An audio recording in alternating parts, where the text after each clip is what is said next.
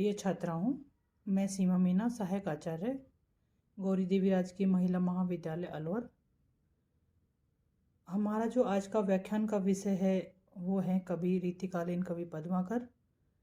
और पिछले व्याख्यान में भी हम इसी विषय पर चर्चा कर रहे थे और आज के व्याख्यान में भी हम इसी विषय पर चर्चा करेंगे। तो उसके लिए आपको आपकी रीतिकालीन काव्य संकलन की जो पुस्तक है उसका पेज नंबर 67 देखना है।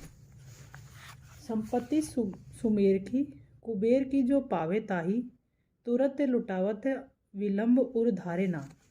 कहे पद माकर सुहेम में हाथिन के, हल्के हजारन के बिचारे बितरी बिचारे ना। गंज गज बकस मही प्रभुनाथ राव, यही गज धोखे कहू कहू देह डारे ना। यही डर गिरिजा गजानन को गोई रही, तेरे ते गरे गरे ते निज गोद ते उतारे ना। यहाँ पर जो कवि पद्माकर हैं वो उनके जो आश्रयदाता हैं रघुनाथ राव, उनकी दानवीरता का वर्णन करते हुए कवि कहते हैं संपत्ति सुमेर की, कुबेर की जो पावे ताही। कवि कहते हैं कि राजा रघुनाथ राव को यदि सुमेरु पर्वत, संपत्ति सुमेरु सुमेरु सुमेरु पर्वत, सुमेरु पर्वत के समान कुबेर की अनंत संपत्ति भी मिल जावे, तुरंत लुटावत विलंब उर धारे ना, तो वो उसे भी तुरंत दान कर देते हैं। ऐसी बड़ी संपत्ति को लुटाने में भी वे उर यानी हृदय में, धार यानी धारण करना, विलंब यानी बिना देर किए हुए, वो तनिक भी विलंब नहीं करते। यानी कि अगर राजा रघुनाथ राव को सुमेरु पर्वत के समान कुबेर की अनंत संपत्ति भी मिल जाए तो भी वो उसे तुरंत दान, बिना विलंब किए तुरंत दान कर देते हैं। ऐसी बड़ी संपत्ति को लुटाने में उन्हें तनिक भी विलंब नहीं करते। कहे पद्माकर सुहेम में हाथिन के, वे स्वर्ण से मंडित हजारों घोड़ों, हल्के हजारन के बितारी बिचारे ना। घोड़ों और हाथियों या स्वर्ण जटित हाथियों के झुंड को दान करते समय जरा भी संकोच नहीं करते। बिचारे यानी संकोच नहीं करते। गंज गज बकस मही रघुनाथ राव, यही गज धोखे कहू कहू दे डरे ना। राजा रघुनाथ राव याचकों को निरंतर हाथियों का दान करते रहते हैं। इसी कारण धोखे में यह कहीं मेरे पुत्र का हाथी जैसा मुंह देखकर तथा उसे ही गजानन यानी गणेश को उसे ही हाथी समझकर किसी को दान ना दे दें। यही गज धोखे कहूँ दे डारी ना, यही डर गिरिजा गजानन को गोई नहीं। ऐसी आशंका से भयभीत होकर जो पार्वती अपने पुत्र गजानन को छिपाकर रखती हैं। यानी जो राजा रघुनाथ राव हैं वो स्वर्ण जडित हाथियों और घोड़ों के झुंडों को दान में देने में बिल्कुल भी विलंब नहीं करते। इसी कारण से जो पार्वती माता हैं वो भयभीत रहती हैं, क्योंकि उनके पुत्र गणेश का मुंह कैसा है, हाथी के जैसा। इसलिए वो कहती हैं कि कहीं वो मेरे पुत्र को हाथी समझकर किसी को दान में ना दे दें। गिरिते गरिते निज गोदते उतारे नहीं, वे उसे कैलाश से, अपने गले से तथा अपनी गोद से तनिक भी नहीं उतारती। गिरि यानी पर्वत, कैलाश पर्वत से, गरे यानी गले से, निज यानी खुद की, गोद यानी गोद से, वो उसे कैलाश पर्वत से, अपने गले से तथा अपनी गोद से तनिक भी नहीं उतारती। उन्हें भय है कि रघुनाथ राव कहीं मेरे पुत्र को हाथी समझकर किसी को दान ना कर दे। इसी कारण वो गणेश को गोद में से नहीं उतारती हैं। जो सितारा के राजा रघुनाथ राव हैं, यहाँ पर उनकी दानशीलता का अतिशयोक्ति यानी बढ़ा चढ़ाकर वर्णन किया गया है। आश्रयदाता राजा के स्वयं ही प्रचुर दान मान प्रदान करने की व्यंजना की गई है। अनुप्रास और अतिशयोक्ति अलंकार है यहाँ पर, क्योंकि अतिशयोक्ति क्यों है, क्योंकि यहाँ बढ़ा चढ़ाकर वर्णन किया गया है। तो यहाँ पर है राजा रघुनाथ राव को सुमेरु पर्वत के समान कुबेर की जो अनंत संपत्ति है, यानी कुबेर के समान जो संपत्ति है वो भी अगर मिल जाए तो वो बिना किसी विलंब के यानी बिना देर किए हुए वो उसे दान कर देते हैं। और इतनी बड़ी संपत्ति को दान करने में वो तनिक भी विलंब नहीं करते।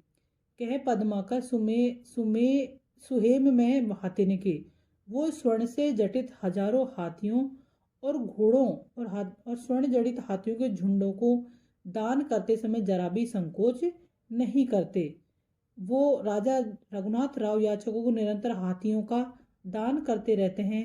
इसी कारण यही यही गज धोखे यानी गज के यानी हाथी के धोखे में कहू काहू देह डालेना, किसी को दे डालेना यानी किसी को दान में नहीं दे दे। इसी आशंका से भयभीत होकर जो माता पार्वती हैं वो अपने पुत्र गणेश को न कैलाश पर्वत से कहीं जाने देती हैं, ना गले से नीचे उतरने देती, ना अपनी गोद से नीचे उतारती हैं, क्योंकि उन्हें ये डर है कि कहीं राजा रघुनाथ राव है मेरे पुत्र को हाथी समझकर किसी को दान में ना दे दे। तो यहाँ पर जो राजा की दानशीलता का है वो बढ़ा चढ़ाकर वर्णन किया गया है। और भांति कुंजन में गुंजरत भौर भीर, और डोरे झोरन में बोरन के है गए, कहे पदमाकर सु और भांति गलियान, छलिया छबीले छैल छवि छवे गए। और भांति विहग समाज में आवाज होती, ऐसे ऋतुराज के न आज दिन द्वय गए। औरे रस औरे रीति औरे राग और रंग, और तन और मन और बन है गए। यहाँ पर जो कवि हैं पद्माकर, उनके द्वारा ये जो पद है उसमें ऋतु वर्णन से संबंधित है। इसमें बसंत ऋतु के प्रारंभ होते ही उसके प्रसार का यानी कि संपूर्ण वातावरण पर उसका क्या प्रभाव पड़ता है और संपूर्ण वातावरण है वो कैसा दिखाई देता है उसका वर्णन करते हुए कवि कहते हैं।